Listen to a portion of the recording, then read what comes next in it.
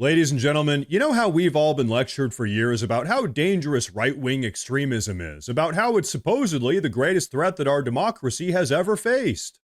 Well, here we are, just around 2 months into Trump's presidency, and lo and behold, unhinged, violent, far-left extremists are tearing the country apart. You see, right now across the country, Tesla dealerships are being systematically targeted by far-left domestic terrorists. But you know what? It's not just the dealerships that are being targeted. No, normal, everyday Tesla owners are having their cars attacked, vandalized, broken into, and destroyed as well. And why is this happening? Because the guy that owns Tesla, Elon Musk, is attempting to root out all of the waste, fraud, and abuse from inside of our federal government. God forbid. But hey, you know what, folks? Today, we actually have some good news. You see, President Trump's Attorney General, a woman named Pam Bondi, has had enough of these violent, radical, far-left domestic terrorists. Take a look at this.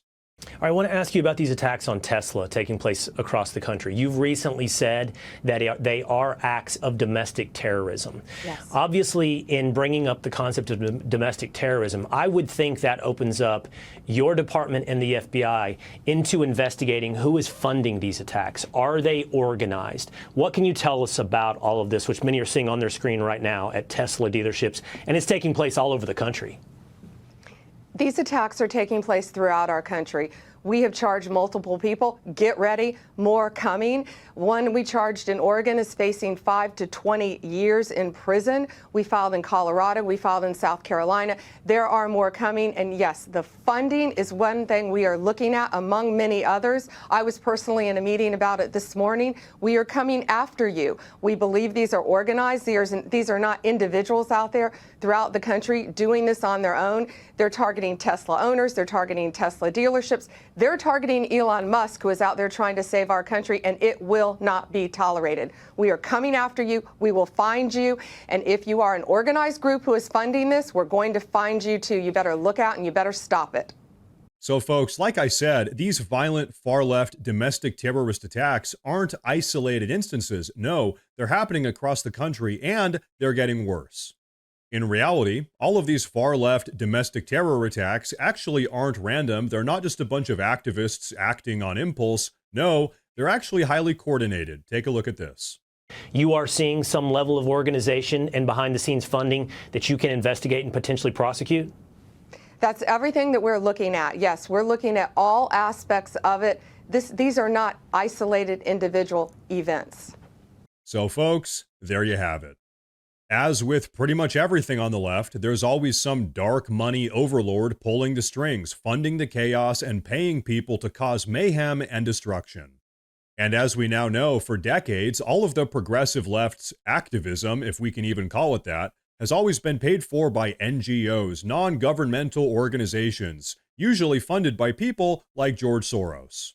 So you just know that if Pam Bondi and the DOJ start following the money behind all of these Tesla attacks, it's only a matter of time before a major dark money network gets exposed. And we know that, I can confidently say that, because it's happened before. In fact, it was just around a month ago that George Soros himself got caught red-handed funding all of the anti-Doge protests that were taking place across the country. So folks, like I said, there is without a doubt dark, shady money behind all of this. But hey, you know what's actually the craziest part about all of this? As this wave of domestic terrorism sweeps across the country, many regular, everyday Democrats are actually cheering it on. And hey, if you don't believe me, I've got a video I want you guys to watch real quick, but first I want to say, if you guys enjoy the daily news coverage, please consider subscribing to the channel because it actually does help a ton with my daily struggle against the YouTube algorithm. But okay, hey, this next clip is going to blow your mind. Take a look. And some people are not content to just scream about Elon in a high school gym. They're taking to the streets or the parking lots. Tonight, the FBI and ATF now investigating multiple cases of possible arson targeting Teslas and Cybertrucks. This dramatic video shows multiple cars in flames.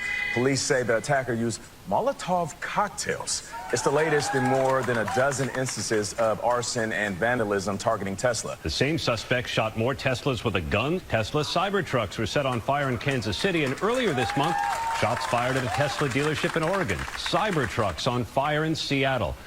Wow, you guys like petty acts of domestic terrorism, huh? Cool. Wow. Did you see that, folks? That was the live in-studio audience of The Daily Show literally cheering on and celebrating these ongoing domestic terrorist attacks. So when I say that the Democrats are now the official party of domestic terrorism, that is what I'm talking about.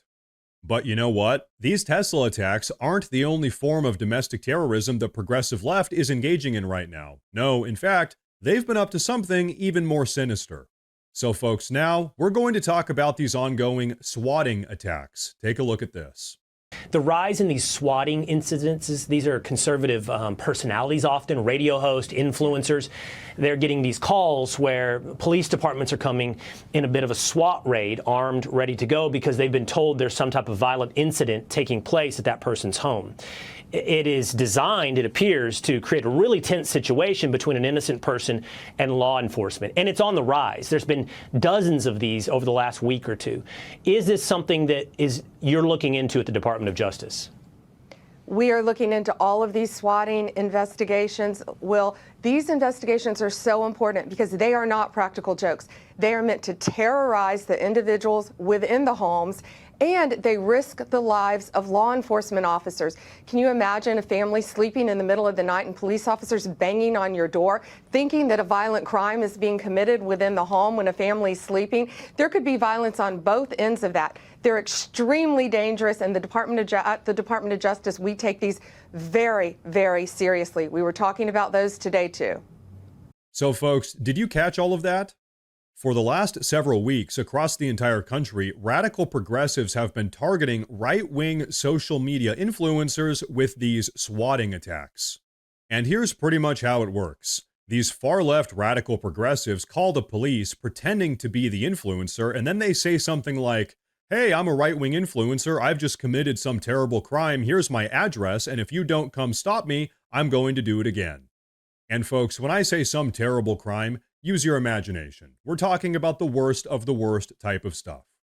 These radical progressive swatters are making some of the most insane false claims possible to try to put people's lives at risk.